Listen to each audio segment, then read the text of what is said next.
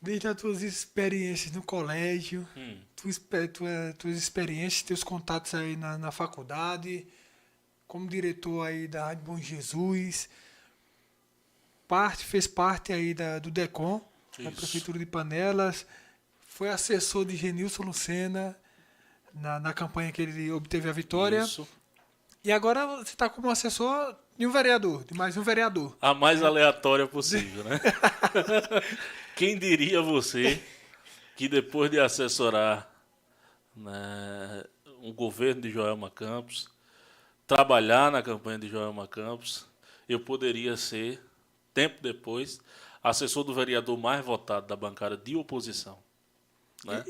É verdade. E aí seguiu, basicamente, você saiu de uma assessoria de um vereador, foi para o DECOM da prefeitura e depois voltou Voltei a para a Câmara de assessorar novo. o vereador. Isso, Como é que está sendo aí? Qual a diferença? Na época, claro, com o Genilson, você estava em plena campanha. isso. A pegada era Eu outra já entrei totalmente no fogo diferente. cruzado E agora com o Genilson. com o Pierre?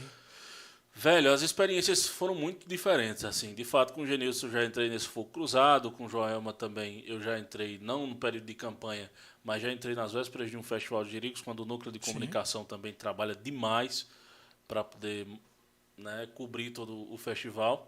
E eu tive a experiência mais aleatória, tô tendo agora a experiência mais aleatória, que é, como eu te disse, ser assessor de um vereador que eu não trabalhei, que eu não votei, né, que eu não votei nele, mas que de repente os caminhos se cruzaram, né?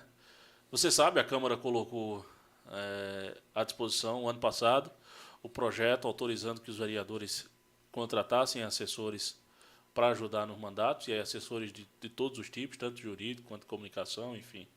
Alguns também inexistentes. Mas, mas aí né, filho? Mas, mas aí o Pierre ele fez essa escolha assim, né? Totalmente aleatória. Eu fui Mas muito aleatória em que sentido? Eu fui muito crítico do trabalho de Pierre, né? Na época, inclusive, que ele estava defendendo a legalização da guarda municipal, eu era contra, porque, na minha visão, na época, era um principal instrumento de segurança que a gente tinha, Sim. né? E que, na minha visão, na época, não funcionaria do mesmo jeito, através de concurso público. Né? Hoje eu entendo, de fato, as lutas, as defesas dele, mas na época nós entramos em Mas que embates. realmente não vai funcionar da mesma É, forma que funcionava antes, nós né? entramos em embates em redes sociais muitas vezes, enfim, disputamos vários debates assim. E aí depois, quando esse projeto foi aprovado, de repente eu já era amigo do Jota desde rádio e tudo mais, ele me convida para uma conversa, eu digo, não, vamos conversar. E conversando, ele disse, ó, a Câmara vai colocar um projeto em votação para assessores, antes que alguém fale com você, eu já estou falando. Porque eu conversei com várias pessoas e as referências que eu tive, as indicações que eu tive foi de seu nome. Então eu não gosto de você. Ele falou assim, Eu não, não gosto de você, mas dentre os nomes que tinham à disposição, o nome que mais se adequava ao que eu precisava do ponto de vista profissional é o seu. Eu digo, eu também não gosto de idem, você, mas... idem, né? Vamos lá, você aceita a proposta? Eu digo, vamos lá. Né? E essa loucura do dia a dia. Pierre ele tem um perfil muito diferente, porque o Pierre, você sabe que ele não é político.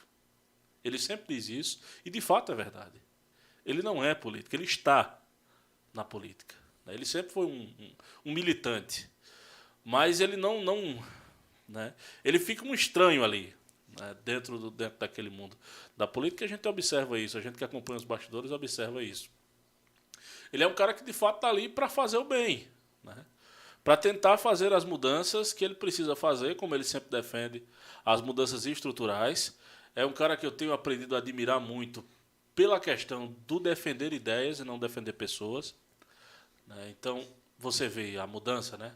O cara se elegeu num palanque, né? E de repente ele acabou sozinho, entre Sim. aspas, porque ele é quem estava com as ideias, se apropriaram das ideias que ele tinha para um período eleitoral e depois simplesmente, né, depois se chegou ao poder, simplesmente abandonaram as ideias. E aí é de uma coragem extrema ele poder continuar nessa luta, né? E é um cara que eu admiro muito assim. Aprendi a admirar, né? Passei do ódio à admiração, podemos dizer assim. Consequentemente, ele também, né? A gente acabou criando uma amizade bacana. Como eu te disse, eu já tinha amizade com o Jota, não conhecia o Pierre, né? A gente sempre ouviu falar, como aquele cara que está lá em São Paulo, que faz live, enfim. Nunca fui de acompanhar nada Que dos vem dar conteúdos. mortal em frente à câmera. Né? Que foi o épico, assim. Na época, em uma das vezes que ele veio aqui, eu ainda gravei uma entrevista que ele fez com o Manuel Caboclo dentro da Câmara, que ele saiu atrás do Manuel Caboclo com um gravador. Quem estava filmando? Era eu, na época. E aí, enfim, depois disso a gente não teve Entrevista épica também, viu? E aí, de repente, a gente não teve mais contato nenhum, mas agora acabou que os caminhos se juntaram de novo justamente pela questão do profissionalismo. E foi uma coisa, já foi um dos motivos que me ajudou a admirá-lo, porque ele não escolheu por bandeira política, como geralmente se faz nesse meio. Né? Geralmente, para você fazer parte de alguma assessoria, de alguma coisa, você tem que ter muito QI, quem indique. Né? Geralmente é isso, através da política. No caso dele, não. Ele avaliou pelos critérios profissionais. Então, ele entendeu que dos profissionais disponíveis, eu seria o que cumpriria melhor. Não sei se a gente está agradando, mas já estamos aí há mais de um ano fazendo esse trabalho. Né? E já foi a primeira coisa que disse, não, esse cara é diferente. Esse cara é de fato diferente. O critério que ele usou de escolha é muito diferente. E se a gente for olhar os assessores que apareceram na Câmara ano passado, todos os assessores tiveram alguma ligação política com os seus vereadores. Eu não. Eu estava ali e aí... Foi totalmente oposto, né? E isso ajudou também a dizer, não, eu preciso fazer um negócio sério com responsabilidade. Se o cara me escolheu pelo critério profissional, eu preciso entregar a ele um resultado profissional. Né? E graças a Deus a gente vem se entendendo em relação a isso. Né? Agora, essa parceria foi aumentando. A gente começou com as coberturas casuais, depois passamos a fazer vários vídeos nas diligências que ele realiza. E aí, de todo tipo você imaginar, a gente já entrou em esgoto, já entrou em todo tipo de ambiente, dentro de mato, enfim. De lixões que foram criados por aí. Outros lixões, né? Enfim. Novos lixões. E aí, essa parceria foi se ampliando, tanto é que hoje a gente está aí com essa história de trio informativo. Nasceu também, né, dele colocar na sexta-feira um programa diferente. E aí a gente entrou. Primeiro a ideia seria, Guilherme, eu vou fazer o programa com o Jota. Né, o Jota provavelmente vai sucedê-lo nessa missão aí da vereança. Então eu vou fazer um programa com o Jota e eu vou precisar de você para ficar mediando, para ficar fazendo o que o filho está fazendo aqui na parte técnica. Só que aí, de repente, ele começou a chamar para o debate também, a gente começou a conversar. No caso, tu que faz o controle do programa dele. Normalmente... Só na sexta ou todos os dias? Começou assim, né?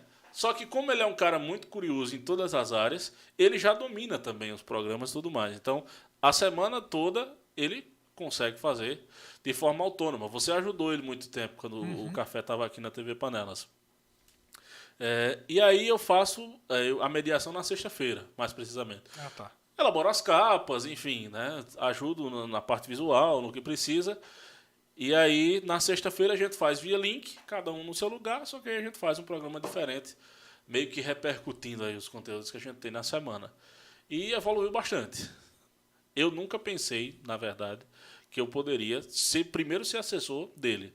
Segundo, né, tá nesse meio, né, dividindo bancada com ele, basicamente. Né, e tem sido uma experiência de muito aprendizado. Assim. Eu lembro, seria muito diferente se todos aqui em Panelas, não só os comerciantes que a gente falou aqui de início, mas se a população em geral olhasse para outra pessoa e esquecesse o lado político. Seria muito olhasse melhor. Pelo profissionalismo, pela capacidade, e da mesma forma que Pierre te olhou. Porque ele poderia muito bem chegar e dizer, não, oxe, Guilherme Ele pode ser bom quanto for, né? Mas não votou em mim. Não votou em mim, é o que acontece, né? Normalmente é o que acontece. É o que acontece e acaba deixando a cidade, o município já é pequeno em si, em mentalidade. Porque em território é muito grande. Mas em mentalidade já é pequena. E quando a gente se depara com pessoas que fazem isso, acaba realmente deixando muito menor essa terra amada Panelas. Desse jeito. Infelizmente, os critérios políticos estão em tudo, assim. Né? A política está introjetada em tudo. Né? Impressionante. Impressionante, assim. As pessoas saem, desmontam... Quer dizer, acho que nunca se desmontam os palanques aqui. Não. Eu percebi... Nem a parte de cima, onde estão os políticos, nem a parte onde está o povo. Não se desmonta. O pessoal continua vivendo como se estivesse diante do palanque do político e o político como se estivesse em cima do palanque, falando para o povo em período de campanha. Então, infelizmente, isso está introjetado em tudo e é lamentável, porque muita gente boa acaba prejudicada por causa disso.